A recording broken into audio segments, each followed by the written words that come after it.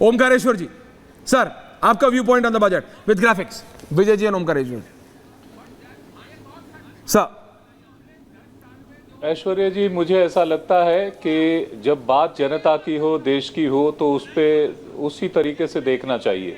पार्टियों का एक दूसरे के प्रति आरोप और एक दूसरे के प्रति क्रिटिसिज्म और उसको डिफेंस देना, ये चलता रहेगा. मैं उसमें नहीं जाना चाहता हूँ.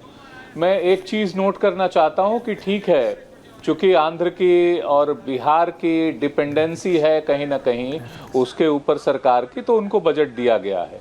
बजट नहीं दिया गया तो दिल्ली को, जिसने 7 लोकसभा सीट दिए, मध्य प्रदेश को जो बीजेपी रूल्ड स्टेट ही है 21 सीट दिए, छत्तीसगढ़ ने, और भी राज्य हैं जिन्होंने दिए, उनको देना चाहिए था. तो ये डिसबैलेंस तो हमें नजर आ रहा है. नंबर 2, जो इसकी बात हो रही है रोजगार की, सरकार ने ये महसूस किया कि रोजगार एक समस्या है और रोजगार के लिए कुछ किया जाना चाहिए, ये महत्वपूर्ण है. लेकिन अगर आप रोजगार बढ़ाएंगे नहीं तो सिर्फ इंटर्नशिप या इस तरह से एलोकेट कर देंगे कि इतना पैसा देंगे और वन टाइम, इंटर्नशिप इस देश में पहले से चल रहा है. फर्क इतना होगा कि आप उसको फंड कर देंगे थोड़ा सा, उससे रोजगार के अवसर नहीं बढ़ेंगे. रोजगार के अवसर जो बढ़ने हैं, इसको नोट कीजिए कि जब तक हमारा फॉरेन डायरेक्ट इन्वेस्टमेंट जो FDI नहीं बढ़ेगा तो कहां से नए जॉब्स आएंगे. जो एग्जिस्टिंग कंपनीज हैं वो कितने जॉब पैदा कर लेंगी. एक, गवर्नमेंट सेक्टर ने लगातार जो है अपने जॉब्स को कम किए हैं, वो उसको आपको रोकना पड़ेगा, कम करना, बढ़ाना पड़ेगा. अब जैसे अग्निवीर स्कीम थी, अग्निवीर स्कीम जो है इतनी चर्चा, इतना डिबेट, इतनी कंट्रोवर्सी हुई, आप क्यों एडमेंट हैं उसको चलाने के लिए. जो जॉब की जरूरत फौजों को है उसको डायरेक्ट रिक्रूटमेंट के जरिए पहले हो रहा था, उसको कंटिन्यू करते. तो आपको FDI बढ़ाना पड़ेगा जिसकी हालत बहुत खराब है. जो 5-10 साल पहले $45 बिलियन था, अब उसको बढ़ना चाहिए था तो वो 4 गुना नीचे आ गया है, $17 बिलियन पे रह गया है. तो आप जहां जहां लीकेज है ना, वहां रोकना पड़ेगा. और इस इंटेंशन के साथ कि हम कौन सा ऐसा काम करें कि जिससे रोजगार में वृद्धि हो, प्राइवेट सेक्टर में भी हो, गवर्नमेंट सेक्टर में भी हो, और इसके साथ साथ जो उनके जो स्टार्टअप्स और ये दूसरी योजनाएं हैं, जैसे मुद्रा योजना, बीजेपी चर्चा बहुत करती है, लेकिन मुद्रा योजना में सबसे जो शिशु योजना है उसका, जिसमें 40-50 हजार रुपयों को लोगों को मिलते हैं, वो अधिकांश लोगों ने 70%, 69% से ज्यादा लोगों ने ले रखा है. तो आपको वहां देखना पड़ेगा कि वाकई हम सपोर्ट करना चाहते हैं तो उसके ब्यूरोक्रेटिक हर्डल्स को दूर करें, लोगों तक सपोर्ट पहुंचे और लोग अपना व्यवसाय शुरू कर सके, रोजगार शुरू कर सके.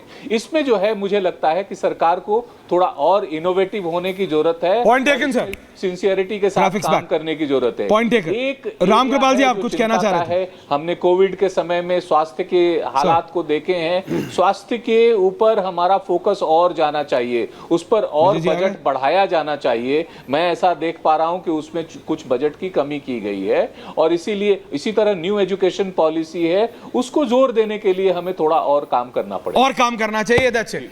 रामकृपाल जी, सर आप कुछ कहना चाह रहे थे. माफी चाहता हूं लेट आया आपके पास. रामकृपाल जी.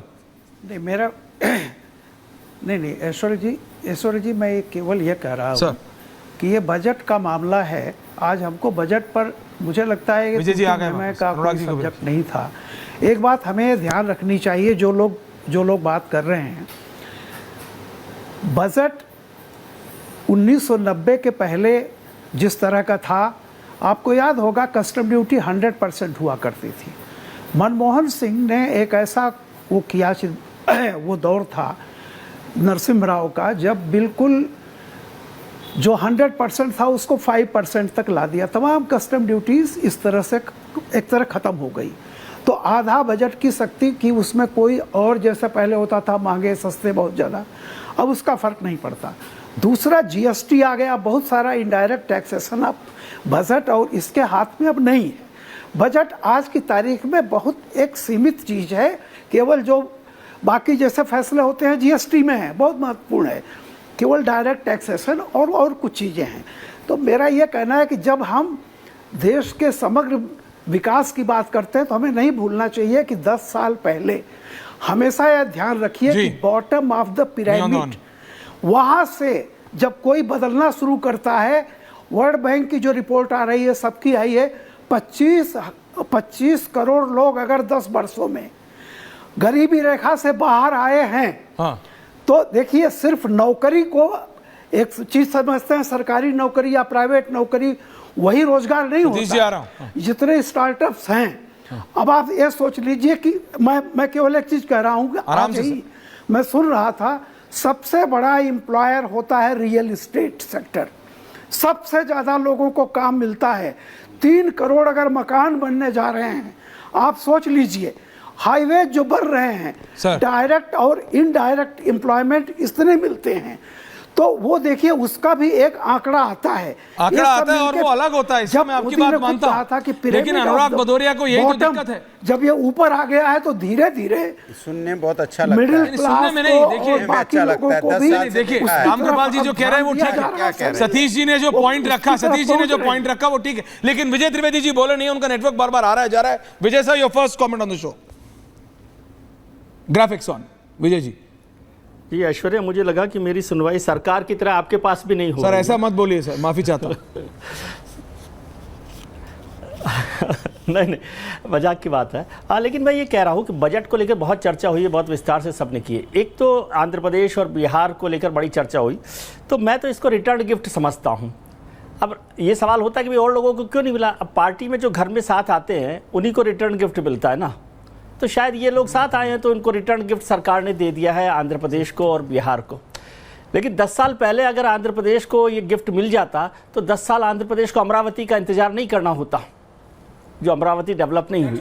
खैर ये तो अलग मुद्दा है। लेकिन मैं एक चीज़ पूछ रहा हूँ, मैंने राहुल गांधी साहब का वो देखा, ट्वीट देखा था, एक्स पर पोस्ट देखा था, और उससे पहले पवन खेरा साहब ने भी लिखा।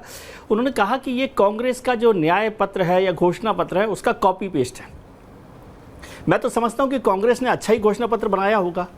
अब यदि उसको भारतीय जनता पार्टी की या मोदी सरकार ने कॉपी पेस्ट कर लिया है तो इसमें आपत्ति है क्या? यदि आपने कुछ अच्छा किया है तो क्या आपके कॉपी पेस्ट को भी आप खराब मानते हैं? पहली बात है ना। तो इस पर भी चर्चा करनी चाहिए कि भाई हमारा घोषणा पत्र आपने कॉपी कर लिया लेकिन अच्छा नहीं बनाया बजट, तो कैसे ये कंट्राडिक्शन उसमें दिखाई देता है। सबसे बड़ी बात जो मुझे दिखती है कि ये बजट मोदी 3O जो है वो 2024 के नतीजों का रिफ्लेक्शन है।